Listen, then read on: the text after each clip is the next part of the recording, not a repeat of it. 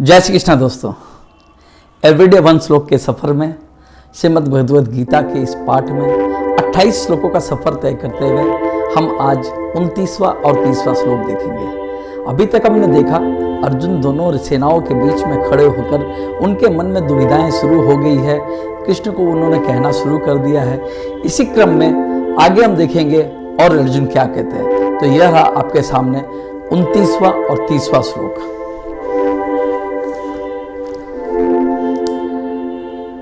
वेपथुश्च शरीरे में रोमहर्षश्च जायते गांडीवं श्रंसते हस्तात् वक्ष्येव परिदत्यते न च शक्नोम्यवस्थान्तु भ्रमतीव च मे मना। अर्थात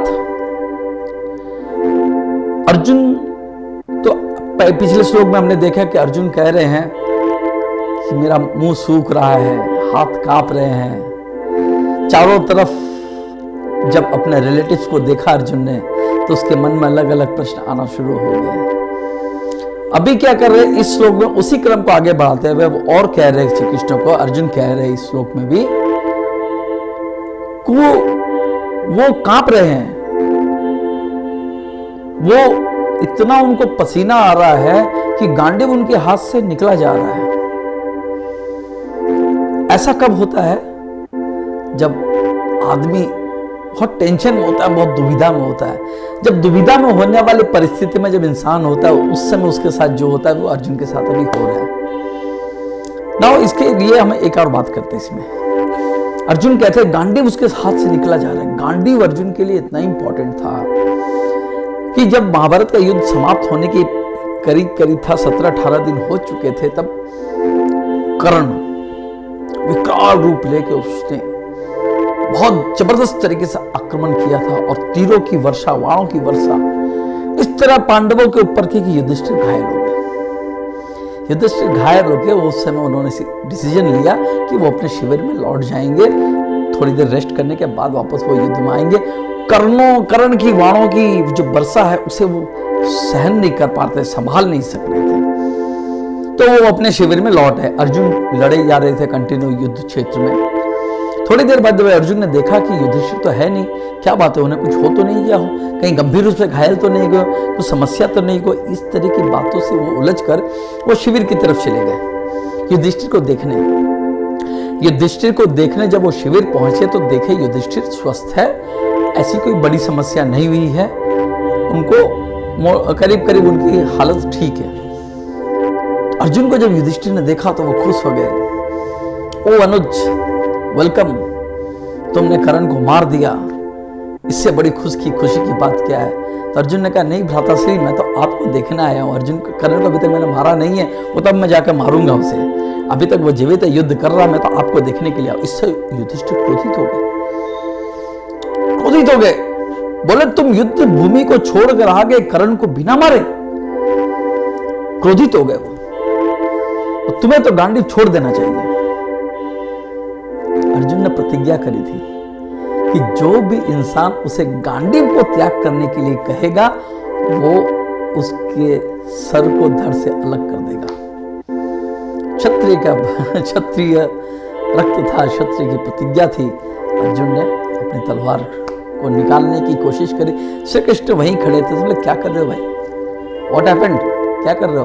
बोले मेरी प्रतिज्ञा है भाई, जो भी मुझे गांडीव को रखने के लिए कहेगा, गांडीव को मेरे से दूर करने की कोशिश करेगा, जो भी मुझे कहेगा कि गांडीव छोड़ दो, मैं उसके सर को धड़ से अलग कर दूंगा, ये मेरी प्रतिज्ञा है। तो बोले तो क्या तुम अब युधिष्ठिर को मारोगे? बोले उपाय नहीं, मुझे तो मारना पड़ेगा क्योंकि मेरी प्रतिज्ञा है। तो कृष्ण ने कहा तलवार को अंदर रखो, मेरे पास दूसरा उपाय है। बोले क्या? बोले तुम अपने सीनियर, तुम्हारे जो भ्राता है, तुम्हारे बड़े भाई है, तुम्हारे जो सुपीरियर है, तुम्हारे जो सीनियर है, उनको अपमान करो, अपशब्द कहो, बुरा भला कहो, तो वो ऐसे ही मर जाएंगे, तुम्हें वध करने की जरूरत नहीं है। तो अर्जुन ने फिर युधिष्ठिर को बुरा भला कहा तुम्हारी वजह से ही सब हो गया, तुमने जुआ खेला, हम युद्ध लड़ रहे हैं, हम झेल रहे हैं। किसने कहा तुम्हें जुआ खेलने के लिए, किसने कहा तुम्हें अपना किंगडम हारने के लिए, किसने कहा द्रौपदी को दाव लगाने के लिए, किसने कहा तुम्हें भाइयों को दाव लगाने के लिए। जो मन माया अर्जुन ने वही कहा उसे। करने के बाद युधिष्ठिर तो इतना बात सुना तो उसे तो बस मरने के तुल्य वो हो गया। तो अर्जुन को समझ में आ गया, मैंने जो बातें कही है उससे तो ये तो मारने जैसा ही बात है। तो चलो वो बात तो क्लियर हो गई। अभी अर्जुन को लगने लगा कि उसने अपने भ्राता को ऐसी ऐसी बात कर दी, अपमान कर दिया अपने बड़े भाई का, युधिष्ठिर का अपमान कर दिया, अपने सुपीरियर का अपमान कर दिया, वो जीने के लायक नहीं है। उसने फिर तलवार निकाली। क्यों? अपने आप को मारने के लिए, सुसाइड करने के लिए। क्योंकि उसने अपने भ्राता को, अपने सीनियर को, सुपीरियर को इस तरह से अपमान किया था।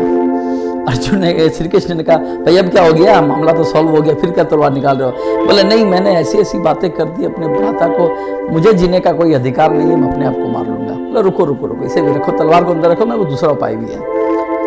बोले तुम अपने सुपीरियर के सामने अपनी बड़ाई करो, अपने मुंह से अपनी तारीफ करो, तुम कहो कि सब कुछ तुमने ही किया है। तो ऐसा अगर कोई अपने सीनियर के सामने करता है, अगर अपने सुपीरियर के सामने कोई अपनी बड़ाई करता है, सब कुछ वो कहता है कि उसने ही किया जो किया, तो वो सुसाइड के जैसा ही होता है। अर्जुन ने कहा, अरे तुम तो क्या, तुम तो खाली राजगद्दी पे बैठ जाओगे, सारे जो है जो दिव्य शक्ति मेरे अंदर है, दिव्यास्त्र मैंने प्राप्त किए हैं, अर्जुन को मैं कर्ण को मैं मार रहा हूँ, पितामह को मैंने मारा है, ये सारा युद्ध तो मैं ही जीत रहा हूँ, सारा युद्ध तो मेरी वजह से तुम जीत रहे हो, मैंने ही किया जो किया है, तुम लोग किसी काबिल के नहीं हो। इस तरह से उसने अपने आप को सुपीरियर बनाने की कोशिश करी, सुपीरियर अपनी बड़ाई खुद करी, और उसके बाद रियलाइज किया अर्जुन ने कि अपने आप को मारने के जैसा ही है, सुसाइड करने के जैसा ही है।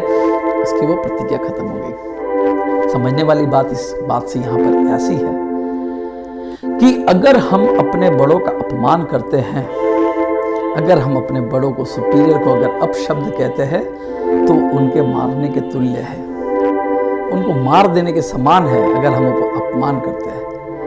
और अगर हम अपने सुपीरियर के सामने अपने मुंह से अपनी तारीफ करते और सब कुछ अपने ही ऊपर ले लेते कि मैंने ही किया जो किया, सब कुछ उसके ऊपर ये एहसान जताने की कोशिश करते कि सब कुछ मैंने ही किया, मैं ही किया, मैं ही किया, तो ये सुसाइड करने के जैसा होता है। खुद को इतनी, मतलब वो अपने आप को मार देने वाली परिस्थिति होती है। और दोस्तों ये हर जगह ये एप्लीकेबल है, हमारे प्रैक्टिकल लाइफ में भी एप्लीकेबल है। अभी ये बात ये है कि अर्जुन तो बहुत बड़े डिवोटी थे, उनके पास तो ये समस्या नहीं होनी चाहिए थी, फिर क्यों उनके मन में ये दुविधा है? अर्जुन के मन में तो दुविधा आनी नहीं चाहिए। पिछले श्लोक में देखा कि वो बहुत बड़े भक्त थे, उनका तो कंट्रोल था अपने इंद्रियों पर, तो उसके बाद अर्जुन के मन में ये सारी बातें आई कैसे?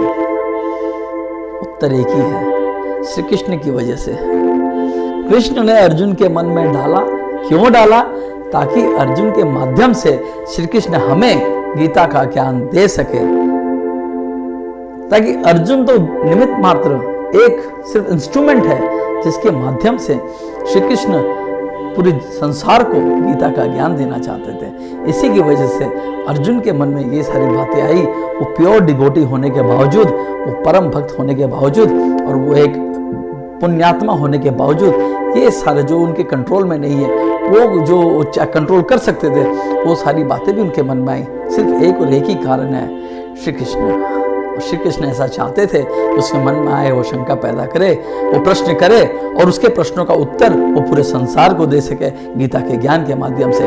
तो दोस्तों हमारे मन में भी जब दुविधा आती है, हमारे पारिवारिक जीवन में, हमारे कामकाज के जीवन में, हमारे सांसारिक जीवन में जब दुविधा आती है, जब परेशान होते हैं हम, हमारे अंदर जब समस्याएं उत्पन्न होती है, अंदर अलग अलग प्रश्न खड़े होते हैं, तो सारे प्रश्नों का उत्तर एक ही है, श्रीमद् भगवद गीता और गीता का ज्ञान। दोस्तों अगर श्लोक अच्छा लगा तो जरूर शेयर कीजिए सबके साथ। फिर मिलेंगे अगले श्लोक में, 31वें श्लोक में। तब तक के लिए जय श्री कृष्ण।